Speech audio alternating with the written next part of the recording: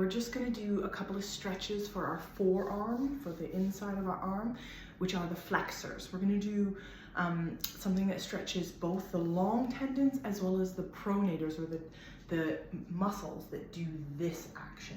So this is often an issue for a lot of people who do any kind of weightlifting, gymnastics, rowing, all sorts of stuff.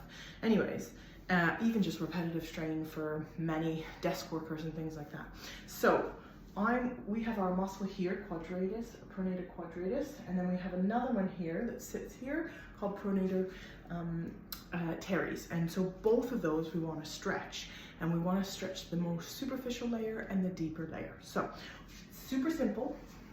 We're going to have our forearm bent to start. We're going to actively extend our wrist, so we're having that bend there from the side down, and I want you to actively go to what you can. Then you can start to push a little bit more, but I want you to see where your active range is and if it's not all the way. And then we're going to come down in here. I'm going to take my hand, my other hand, and I'm going to grab those fingers. So I'm going to grab those 4 fingers and I'm placing my thumb here. I don't want it right on the wrist, I want it on the hand, but I'm going to use that to create some purchase. So now what I'm going to do is I'm going to be bending those fingers back a little bit, but also rotating towards the other side. So that stretch there, where I rotate this way, will get through here. So we're both getting the long flexors as well as this pronator quadratus, or if you have some non-specific kind of wrist pain, sometimes this can be the issue. So we're going to hold there. This stretch, if you're going to do this for acquiring new range, you want to hold for 2 full minutes. If you're not doing it for acquiring new range, you can do it for less, but really tissue starts to let go then, so I would highly recommend you do it for around that time anyways. Right, so we hold there. Once we've done our 2 minutes, remember we're maintaining this bent elbow, so if I show you from the side there, you guys can see. We're going to then do a contraction, which is contracting the tissue we're stretching.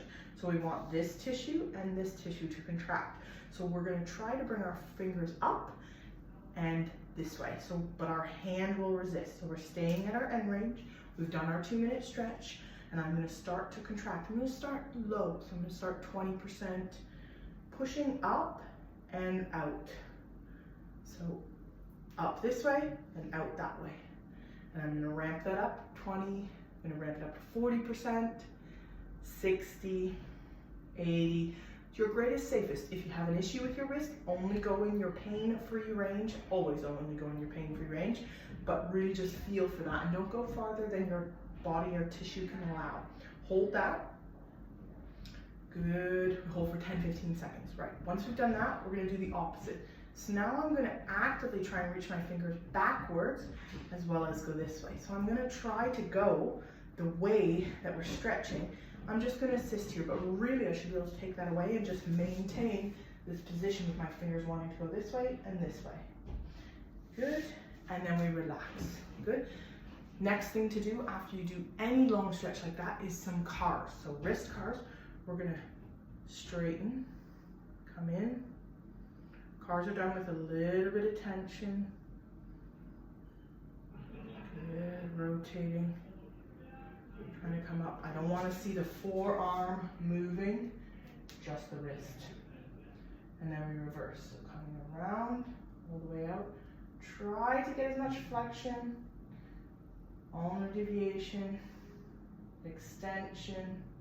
This is just getting blood flow back, uploading what we just did, reteaching our brain about that range. So that's for those deeper tissues and the pronator quadratus. Now we want to get a bit more superficial as well as the pronator teres. So with that one, we're going to have a straight arm. My arm isn't actually straight because I have a carrying angle, so ignore that. But you want your elbow locked and arm straight. And we're going to do the same thing that we did with our hand there. So I'm going to grab my thumb on that side, actively flex, and then we rotate. And you should then feel it. So I can put down here and you guys can see, you should feel more stretch through here, right? Only go to the tissue tolerance of your forearm and your hand. Again, hold for 2 minutes. Then you're going to do your pales and your rails. Pales is going to be pushing out and pushing that way or flexing, and then radial deviating that way. Good. That's your pales or progressive angular contraction. And then we're gonna do the rails, which is the opposite. So I'm gonna hold that hand there and pull in. So I'm trying to come this way as well as this way.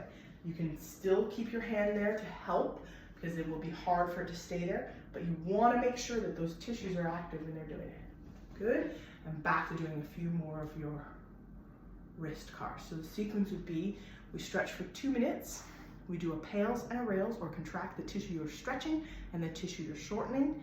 Then we do some cars. We do the more superficial straight arm one. We do some more cars, right? Give it a go. Let me know how it goes.